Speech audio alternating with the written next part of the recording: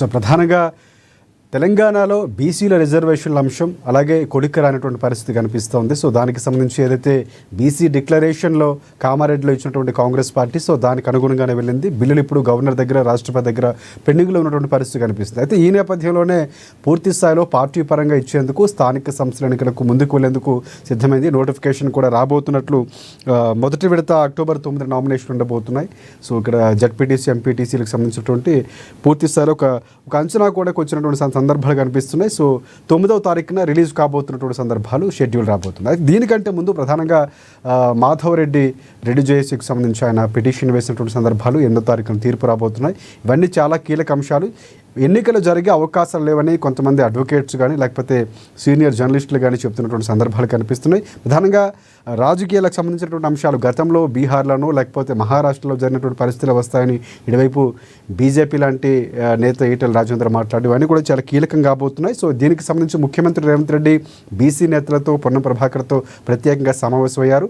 టెక్నికల్గా కానీ లేకపోతే చట్టపరంగా వచ్చేటటువంటి సమస్యలను ఎలాగా ఎదుర్కోవాలి సో దానికి సంబంధించిన అంశాలపై ఈరోజు ఆయన సమావేశం నిర్వహించారు. సో ఎలా వెళ్ళబోతుంది ముందుకు, అసలు జరుగుతాయో లేవన్నీ కూడా సస్పెన్షన్స్ కొనసాగుతున్నాయి. సో ఇదే అంశానికి సంబంధించి ఈరోజు మనం డిబేట్ పాయింట్ కంటిన్యూ చేద్దాం. అంతోపాటు కాంగ్రెస్ పార్టీ నుంచి టీపీసీసీ జనరల్ సెక్రటరీ కత్తి వెంకటస్వామి గారు మనకి కాసేపట్లో జాయిన్ కాబోతారు. అలాగే బీఆర్ఎస్ పార్టీ నుంచి రామ్మోహన్ గారు జాయిన్ అయ్యారు, వారికి నమస్కారం.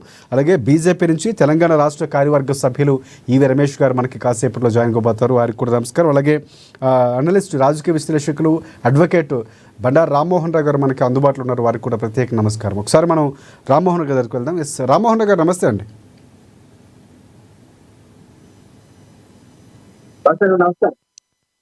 చాలా సమస్యలు ముడిపడి ఉన్నాయి. అంటే కాంగ్రెస్ పార్టీ మాట ఇచ్చిన తర్వాత సో షెడ్యూల్ కానీ లేకపోతే ఇప్పుడు పెట్టినటువంటి జీవో అంశానికి చెల్లుబాటు కాదు, బిల్లులు పెండింగ్లో ఉన్నటువంటి అంశాలు కానీ చాలా వరకు సంశయాన్ని కలిగిస్తున్నాయి. ఒక రకమైన విమర్శలు జరుగుతాయా జరగవా, కోర్టు తీర్పు ఎలా ఉండబోతుంది, అప్పటి వరకు వెయిట్ చేయడం ఎందుకు వెయిట్ చేస్తుంది, జాప్యం చేస్తుంది, బీసీ నేతలు కూడా కొంతమంది మాట్లాడుతున్నారు, గుజ్జ సత్యం లాంటి వారు. సో అంటే ఇవన్నీ సినారే చూసుకుంటే కనుక అసలు ఏం జరిగే అవకాశం ఉందంటారు? రిజర్వేషన్లపై తర్జన భర్జన కొనసాగుతున్నటువంటి పరిస్థితి ఏం చెప్తారు? జరగాని పెళ్లికి బాజాలు పెళ్లి జరగదని అందరికీ తెలుసు, కానీ బాజాలు మోదిస్తున్నారు, ఎవరి పని వాళ్ళు చేస్తుండిపోతున్నారు. అందుకని కాంగ్రెస్ పార్టీ కూడా వెంకటస్వామి గారు ఇంతకు దాకా వేరే ఛానల్ నాతోనే ఉన్నారు, వారికి అదే చెప్పాను. ఎందుకంటే మీకు చెయ్యని పని అంటే యాక్చువల్గా మీకు అలవిగాని హామీలు ఇచ్చారు, అది సాధ్యంగా తెలిసి మరి ఇచ్చారు. ఇప్పటికి కూడా ఈ నాటకం కొనసాగుతుంది. కాంగ్రెస్ పార్టీ నాటకాన్ని కొనసాగిస్తుంది తప్ప ఇంకోటి ఏం లేదు. ఆత్మహత్య చేసుకునే వాడిని మనం ఎవరు ఆపలేదు. ఎందుకంటే ఏం ధైర్యం అనుకుంటున్నారు వాళ్ళకి కాదు, ఆత్మహత్య సత్రిస్తారు. కాంగ్రెస్ పార్టీకి చాలా నష్టం చేస్తున్నారు. ఇప్పుడు తెలంగాణ ప్రభుత్వం కూడా ఈ రకంగా పిల్లి మొక్కలు వేస్తూ చివరికి ప్రజలను మోసం చేస్తుంది, ప్రజలతో పాటు వాళ్ళ పార్టీ వాళ్ళని కూడా మోసం చేస్తున్నారు. చెప్తున్నాను స్పష్టంగా, పార్టీ వాళ్ళని కూడా మోసం చేయడం. ఎందుకంటే ఇప్పటిదాకానేమో మీరు రిజర్వేషన్లు కల్పిస్తామని బీసీలు మోసం చేశారు, రకరకాలుగా ఇప్పటిదాకా అన్ని పిల్లి మొక్కలు వేశారు, బిల్లులు అన్నారు, చివరికి ఆఖరికి జీవో వచ్చారు. దానికి గోటుతో బయట దానికి గొడ్డల తాకిని తీసుకొచ్చుకున్నారు. మరి ఇప్పటిదాకా బిల్లులు అవసరం లేకుండే, ఆర్డినెన్స్ అవసరం లేకుండే, రాష్ట్రపతి దాకా పోవాల్సిన అవసరం లేకుండే, ధర్నాలు జంతర్ మంతర్లు ఇవన్నీ అవసరం లేకుండే కదా. మరి ఇప్పుడు జీవోతోనే మేము సాధిస్తామంటారు. దాంతో సాధ్యం కానీ దీంతో ఎట్లా సాధ్యమని నేను అంటున్నాను. అందుకని ఇటీవల మొన్న శనివారం, ఇవాళ కేవలం బుధవారం మనకు శనివారం పోయిన శనివారం నాడు హైకోర్టులో ఒక పిటిషన్ పడ్డది. ఏమంటే వీళ్ళు రిజర్వేషన్ ప్రకటించారు, 50% దాటుతుంది కనుక దీని మీద చర్య తీసుకోండి, స్టే ఇవ్వండి అని చెప్పి పోయారు. అంతకుముందు జీవో రాలే కనుక మేము ఎట్లా ఇస్తామన్నారు. కానీ జీవో వచ్చిన తర్వాత హైకోర్టు ఏమన్నదంటే డివిజన్ బెంచ్, సింగిల్ బెంచ్ కూడా కాదు, మీరు వీలైతే రేపు 8 అక్టోబర్ దాకా వాయిదా వేస్తున్నాం, వీలైతే వాయిదా వేసుకోండి, ఎలక్షన్ షెడ్యూల్ ఎందుకు ప్రకటిస్తారు, ప్రకటించమని హామీ ఇవ్వండి, అప్పుడు స్టే ఇవ్వమంటే సోమవారం తెలుసుకొని చెప్తాను అడ్వకేట్ జనరల్ అటే పోయిండు, మీరు ఏమైనా చేసుకోవడం మనం చేసుకుంటామని చెప్పి ఎలక్షన్ కమిషన్ ద్వారా షెడ్యూల్ ప్రకటించాం. దీన్ని ఆత్మహత్య సదృశ్యం అంటున్నారు.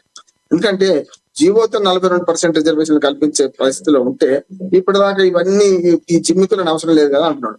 మరొక జిమ్మికు తెరదీస్తూ ఇవాళ హైకోర్టును తప్పుదారి పట్టించి తెల్లారి మేము చెప్తాం, సోమవారం చెప్తాను, మధ్యన ఆదివారం చెప్పి సోమవారం నాడే ఎలక్షన్ షెడ్యూల్ ప్రకటించారు. ఇప్పుడు కాకపోతే ఏంటంటే చెప్తున్నాం కదా, జరగని పెళ్లికి మోదుతున్న బాజాలు లాంటివి అంటున్నాను. ఇవన్నీ కూడా 5 మన ప్రతి జడ్పీటీసీ పరిధిలో 3 అభ్యర్థులు ఎంపిక చేయండి, వాళ్ళని పంపండి, అందులో ఎవరిని ఎంపిక చేస్తాం అంటే ఇప్పటిదాకా ప్రజలు మోసం చేశారు. ఇప్పటి ప్రజలకు రకరకాలుగా వాగ్దానాలు చేశారు, అవన్నీ పక్కకు పోయి చివరికి రిజర్వేషన్లు అలవి కానీ హామీలు ఇచ్చి రిజర్వేషన్ అమలు కానీ హామీలు ఇస్తున్నారు. ఇచ్చి ఇప్పుడు ఏం చేస్తున్నారంటే మరొక ఎత్తుగడ వేశారు. అంటే రోజు గోరేదే వైద్యుడు ఇచ్చేది అన్నట్టు ఇవాళ కోర్టు నుంచి వాయిదా వేసుకునే ప్రయత్నం చేస్తున్నారు. దానికి కావలసిన సరుకు సరంజాం అంతా కూడా తప్పుడు లెక్కలతో సహా కోర్టు ముందర పెడుతున్నారు, కోర్టు ముందర పలసలు అవుతున్నారు. దాని ద్వారా ఎట్లయినా ఎలక్షన్ సాగాలనే ఉద్దేశం తప్ప ఇంకోటి ఏం లేదు కదా. అందుకనే నా ఉద్దేశం ఏంటంటే ఈ ఎలక్షన్స్ ఎట్లా ఆపాలంటే తమంతలు తామొక్తే పులేమవుతారు కనుక ఆపకుండా ఉండాలంటే తామ వెనక పోలేరు కనుక ముందు చూస్తే ముందు వెనక చూస్తే పోయేదాకా కాంగ్రెస్ పార్టీ పరిస్థితి అనేది. దీనికి ఏం చేస్తున్నారంటే చివరికి కోర్టు ద్వారా వాయిదా వేయించుకుందామని కోర్టు కోపం వచ్చేలాగా, కోర్టు అవశంసించేలాగా, కోర్టు ఈ ఎన్నికలను ఆపేలాగా ముందుకు వచ్చింది. ఆ సంగతి కోర్టు మొన్ననే శనివారం సాయంత్రం చెప్పేసింది, మీరు ఎన్నికలు వాయిదా వేయండి, డివిజన్ బెంచ్ సింగిల్ బెంచ్ ఇచ్చిన తీర్పు మీద మేము మాట్లాడుతున్నాం కదా, మీరు వాయిదా వేయండి. ఎట్లాగూ అక్కడ అమలు కావడం లేదు కదా, ప్రయత్నం ఎందుకు చేయరు, లేకపోతే 10 రోజులు వాయిదా నష్టం ఏముందని కోర్టు ద్వారా అందించుకున్నాక కూడా మళ్ళీ కోర్టును గెలికినట్టు చేసి ఇవాళ మళ్ళీ నోటిఫికేషన్ దాకా వచ్చిందంటే ఇద్దరు జైలు పోతారంట. ఒకటేమో మొట్టికాయలు వేయించుకొని ప్రభుత్వం గట్టి ప్రభుత్వం కాకపోతే చాలా విషయాలలో కోర్టు నుంచి మొట్టికాయలు తిన్నది కనుక ఇప్పటికీ వారికి రాలేదనుకుంటున్నాను. ఇప్పుడు ఎలక్షన్ కమిషన్ కూడా మొట్టికాయలు తింటుంది అంటున్నాను. ఎలక్షన్ కమిషన్ కూడా తెలుసు కదా, 8వ తారీఖు హియరింగ్ ఉంది, మేము షెడ్యూల్ ప్రకటించిన తప్పు అవుతుంది తెలిసే కావాలనే 9వ తారీఖు నుంచి ఎన్నికల షెడ్యూల్ ఎన్నికల నోటిఫికేషన్ ఇష్యూ చేస్తామని చెప్పింది. ఇది పూర్తిగా కాంగ్రెస్ పార్టీ ఆత్మహత్య సదృశ్యంగా మారిపోయింది. ఇది వెనక్కి పోలేదు, ముందుకు పోలేదు. ఒకవేళ చేయదలుచుకుంటే కూడా పార్టీ పరంగా ఇద్దామనుకున్న ఆలోచన కూడా ఇప్పుడు వెనకపోయినట్టు లెక్క. ఎందుకంటే 42% రిజర్వేషన్లు ఆల్రెడీ సీట్లతో సహా ప్రకటించిన తర్వాత ఇప్పుడు వెనకపోతే ఎట్లా ఉంటది. పోనీ ముందుకు పోదామంటే 23 దాటి రిజర్వేషన్ ఇచ్చే అవకాశం లేదు. సుప్రీంకోర్టు తీర్పు అడ్డా వస్తుంది, సుప్రీంకోర్టు క్యాప్ అడ్డా వస్తుంది. కనుక చివరికి ఏం చేశారంటే ఈ ప్రకటించిన రిజర్వేషన్లలో కూడా రాజశేఖర్ గారు పూర్తిగా అధ్వానంగా ఉన్నాయి అంటున్నాడు. ఎస్టీ లేని చోటు ఎస్టీ రిజర్వేషన్స్, బీసీలు లేని చోట ఎస్టీ రిజర్వేషన్లు ఇచ్చిన చూసిన సందర్భాలు ఉన్నాయి.